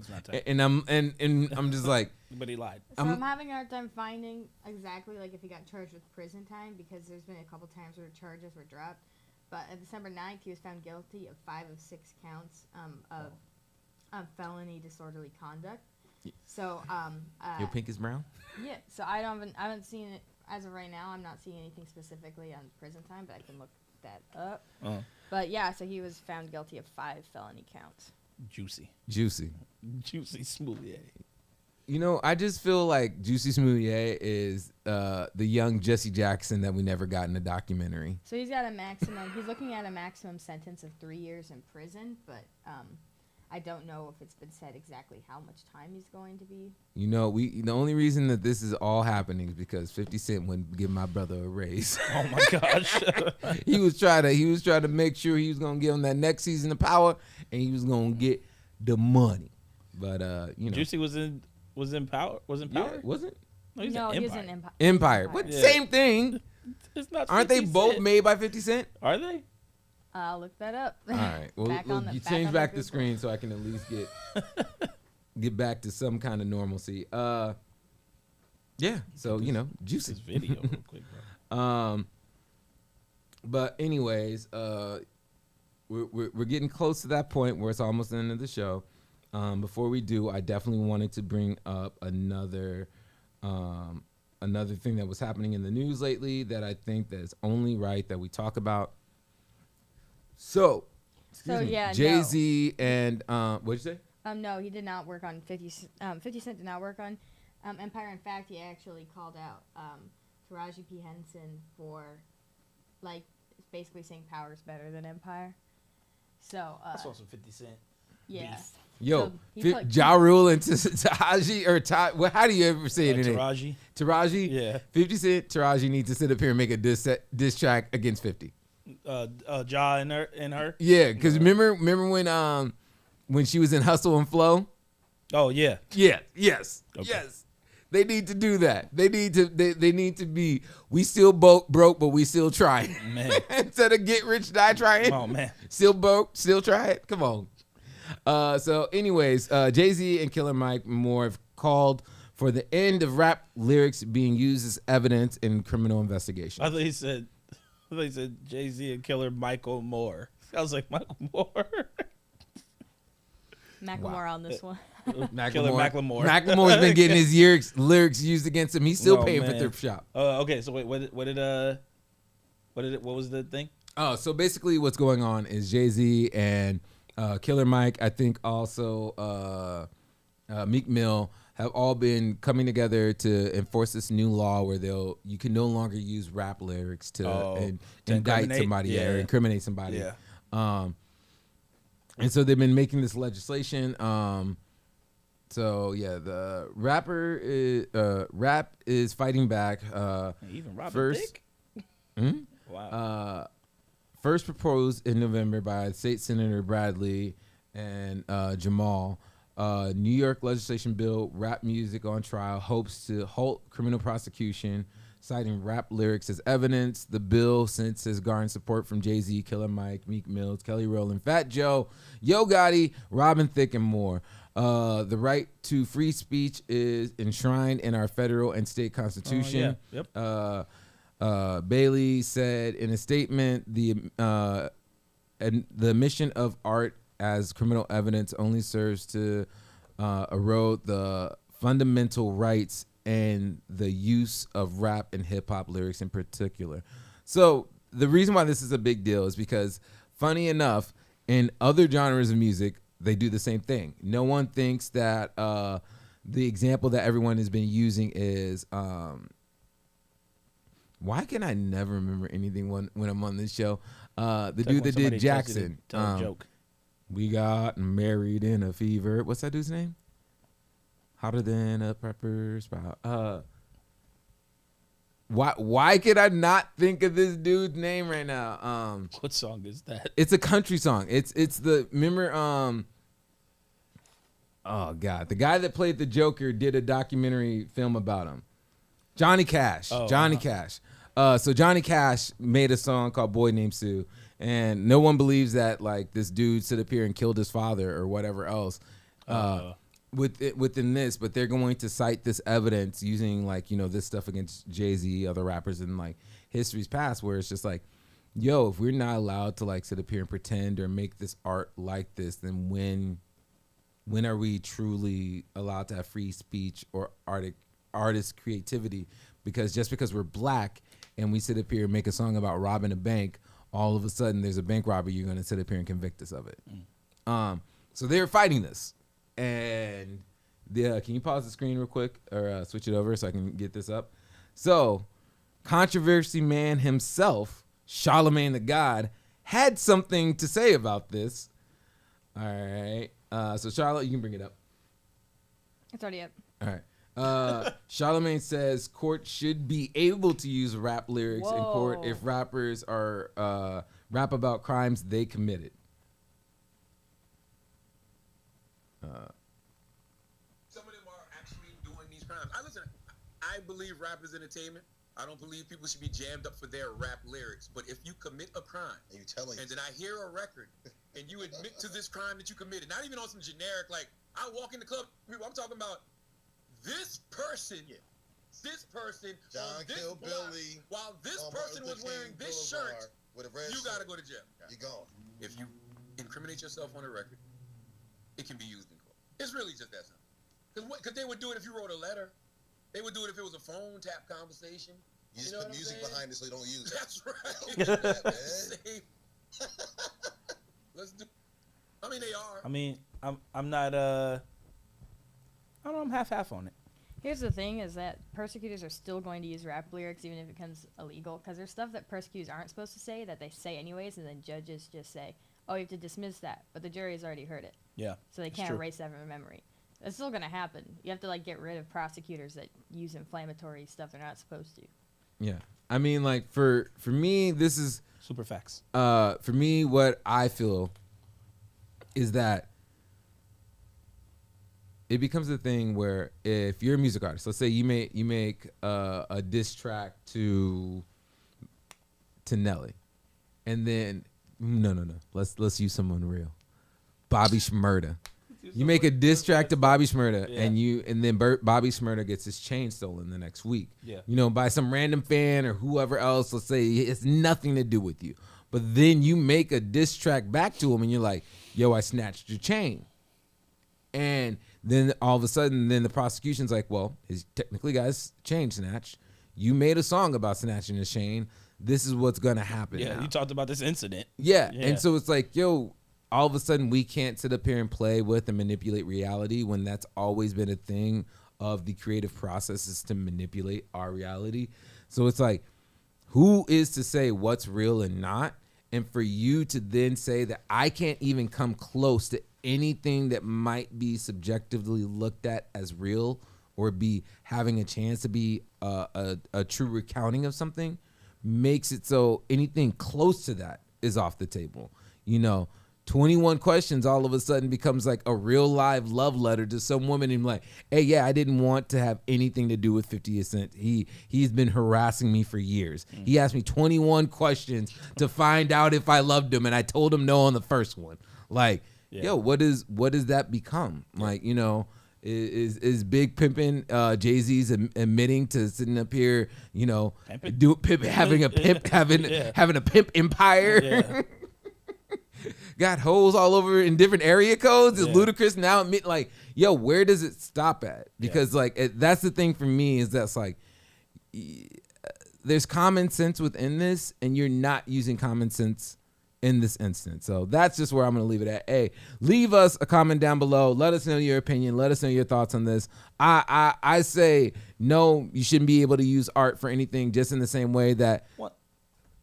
Continue. Just like the way you're not able to use the one woman that had the picture of Trump getting decapitated, and then all of a sudden you have the CIA coming to your house. It's like, come on, let's use some common sense. Yeah. Let's not use taxpayer money for this. Yeah. Can you go back to that screen? Mm-hmm. Oh yeah, sure. And click on the top middle one. So Rihanna and Rock Boy Fresh himself are expecting their first baby. So it is true. And she was always talking about how everybody. She's like, y'all always try to get me pregnant. Yeah. And he said, gotcha. You know what? It's funny to me that Rocky is the one. Why? Because out of all the people that she's gotten with, like, and that sound weird. I'm not trying to say anything. I'm just saying. No, yeah. You know, people she's dated. She's you know, over the years, decades at this point. It's crazy that it's Rocky. But who else? Y'all would thought it would have been Drake. No. I still secretly wish, even more so now, so then I can have a battle between Rocky and Drake. More so, I want ASAP Ferg, just in the way that Kanye had the beef with Drake, but Pusha T was the one actually doing it. I want Rocky to have beef with Drake, and Ferg is the one that's sitting up here throwing the bars. Can you imagine him sitting up here doing bars against Drake? Oh my God. He said, Boozy, punch in the air right now. Proud of him. Who's this as a popular underdog? I'm mad. We'll see some. He won. Maybe this explains Drake's album cover. Man. Ooh. Dang. Can you imagine? He said, someone check on Drizzy. Can you imagine Drake's if Drake was just like, hey, yo, you might need to check that ASAP. Yeah, the baby's mine. He said, I love you, I love you, I love you. I'm going to be the stepdaddy of the year. Oh, man. Man. Yo, if that actually did happen, if somehow Drizzy got back with her and then he became stepdad of the year, and that baby's about to make all us stepdads look good. And all the that's crazy. That baby gonna come out mad light skin. Hey, that coffee good though, huh? Yo, yeah. That That baby gonna come out with the biggest forehead ever with Wheezy, with Drizzy and Riri. You know. Let's put a straw in this. But anyways, all right. Can you bring back the screen so Anyway, I can? That's all. All right. So we're gonna do Grinds Our Beans, and we're going to cap off with Sounds About White. So we're gonna first do Sounds About White. Sounds About White is a segment where we're gonna cap off with Sounds About White. Then you said we're gonna do Sounds. See, I want to pretend like I missed you, but then I was about to say, man, you probably gonna be like, I didn't miss you. You could be gone. All right, so this next segment is called Sounds About White, where we sit up here and show, things that sound about white. Make your own video, tag it to this, or send us videos in the comments down below about, videos that you think that we should sit up here and do. Today, we're going to do fried foods. Oh, boy. Sounds About White. I'm ready for this. Y'all eat those fried Twinkies? All right. I have before. I wasn't impressed. I need to try one of those things. Okay. I think they have them at Fire in the Mountain. Oh, damn. Okay, here you go. Oh, God. This sounds ridiculous. Okay. You bring it up? All right. Dog, what is this? So here, I'll reload the page and then. God damn it, Bobby. They see me selling. Y'all do some weird stuff that I wouldn't do. And when I say y'all, you know I'm talking to. Sounds About White. God damn it, Bobby. They see me selling. Y'all do some. Yo. And when I say y'all. Hold on. So first off, they took spaghetti noodles and they just put it all together and fried it as one big thing. And then the joints in the middle is dummy not done. Yo, this is the best part. Is then they use ragu. The whitest of white tomato paste, whatever you want to call it, sauces. Spaghetti sauce. This is when I first dated my girl, and I came over and they brought out the ragu. Yo, I'm sorry, baby. I gotta tell the story. So me and my girl dating, we sitting up here talking, and she makes Ronan's free tonight, by the way, y'all. After this, he's free tonight. After this, I'm getting left. Yeah, man. But basically, what ends up happening is my girl makes spaghetti, and I think it actually was her sister. Yeah, I think to be technically correct, my sister-in-law made spaghetti. I had it because we're over the house. Got it. You saved the story. Got it. Yeah. Okay. Yeah, got it. My sister-in-law made a spaghetti, and the way that they did it is they just boiled some noodles. They cooked ground turkey, just cooked it, didn't season it, just cooked ground it. Turkey? Ground turkey. Hey man, turkey's. I'm being honest. I like ground turkey more than ground beef nowadays. Okay, Yeah. That was a solid dab. It was a solid dab. They heard it on the news. It said, boom. It was like our knuckles perfectly met within the thing. That's true. It's because we both put on lotion, so our hands are ashy, so we didn't start a fire. Instead, it was just like. Anyways, took just noodles, ground turkey, unseasoned, and then ragu. Oh yeah, we know. Started with W. Starts with W. Did not start with W. Is it what? But yeah, and then just put it on the table. Didn't combine it.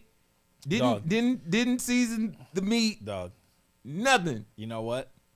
Keep going, because I'm gonna roll that into my Grinds My Beans. Yeah, because I got my own spaghetti story for you. Yo, my mind was just blown because then my nephew was like, it's like, can I not have red spaghetti? Can I not have red sauce? Can I have butter noodles? And I was just like, butter noodles? And then they just literally put margarine on noodles.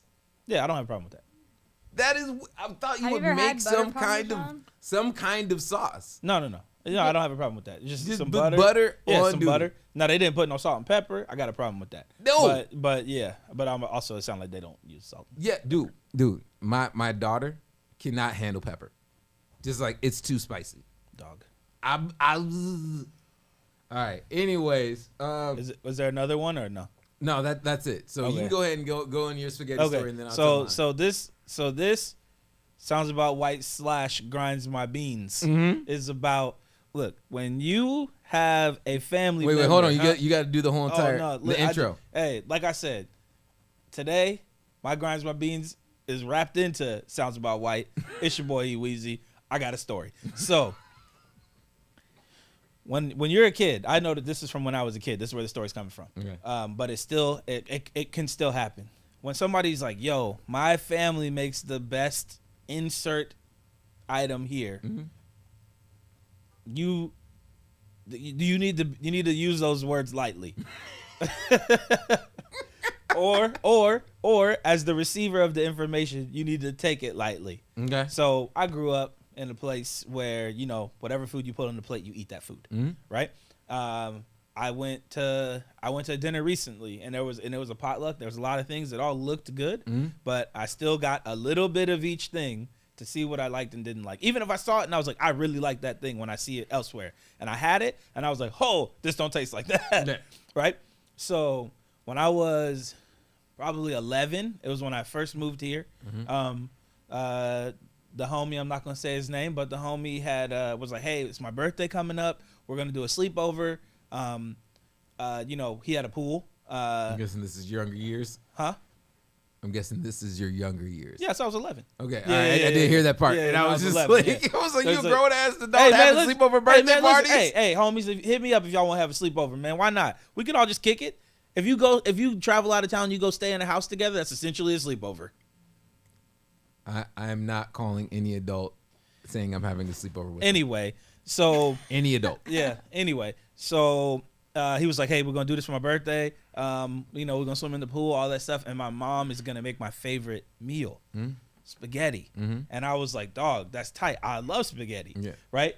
My family's a ground turkey family as well, so we hit the ground turkey, and we actually sometimes just for speed we'll use like a ragu or whatever. But you take it, you dice some onions, you put some other vegetables in it, you season it, you put some more stuff in it, and then by the end of it, and you let it cook for a while. So you just doctoring the thing that's already done, right?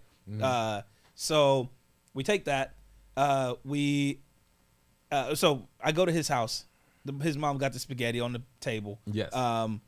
And we use angel hair, and they use like the spaghetti noodles, right? So we got these thick noodles in a plate, and then like this bowl of sauce, and I'm like, yo, this is tight. And then they got the Parmesan. Man, I made that plate so full. I took one bite, and I just remember when I put the sauce on the noodles, the sauce slid off. Dog. And I had to eat the whole plate. I will just say that I threw up in the middle of the night, and that's the first time I've thrown up in a long time. Bro, it was not. So, if you say that your family makes the best whatever, I'm checking you. You need to have it stacked up with some proof and some You need to have proof. There needs to be a restaurant that has 5 stars or something. You know what? I'm gonna check with somebody else. That needs to be an app. See if they agree. Needs to be an app. Like, yo, does your white mom food actually count? You know what I'm gonna say on yours is that there is one segment of food that white people destroy, and I mean like they actually cook it better than black people. It's gonna blow your mind. You ready for it?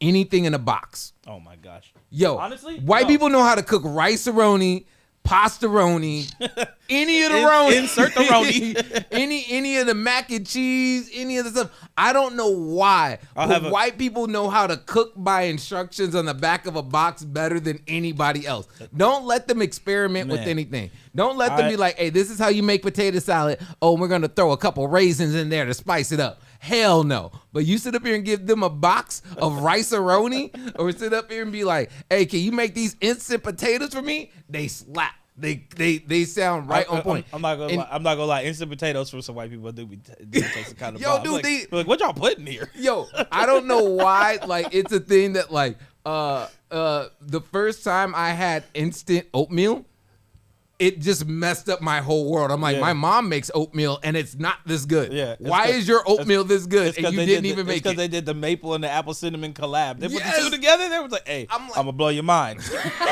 I'm gonna blow your mind, and I'm gonna use milk. Because they got that laying around. I'm gonna use whole milk. You know what? I ain't gonna use whole milk. Hey, baby, hand me the half and half. Flat out. Oh man. Yo, it's nuts. I think that it's stupid dope. I just love that white people can do that. He said, I'm gonna ungrind my beans and give them props. He said. How much time we got? My bad. I think you told me 3 minutes. You know I what? took up 2 minutes. We just gonna leave it on that one Yeah. today. Yo, I'm cool with that. All right. I'll be back next week with the grinds. With the my double- beans. go with double the double grind. with the double scoops Yeah. of grind your beans. So this has been your morning drip. We do this every Monday, Wednesday, and Friday right here on morningdrip.com on the numbers.fm. And make sure to check us out. Make sure to go yourmorningdrip.com. Go get that merch. We're gonna have a bunch of stuff for Black History Month. We're gonna have the Black History Month art show more than February at Deadstock Coffee. We'll also have the gallery show with Next Door to Laundry. Next Door to Laundry at the gallery in Old Town. And then we will also be doing at the end of the month, we'll be doing the B3 Summit, where we'll be brothers, boards, and brew meaning coffee, not the other one, not the Mohelos. We'll be having that at the end of the month. You can find out all the information about that this week, probably after on the 2nd or the 1st on yourmorningdrip.com. Once again, I am your host, Ronan Rock. This is your host. My name is Ian. Ian Weezy. And yo, peace. We're out. Well, you said Modelo's. Why is there a Modelo cap right there?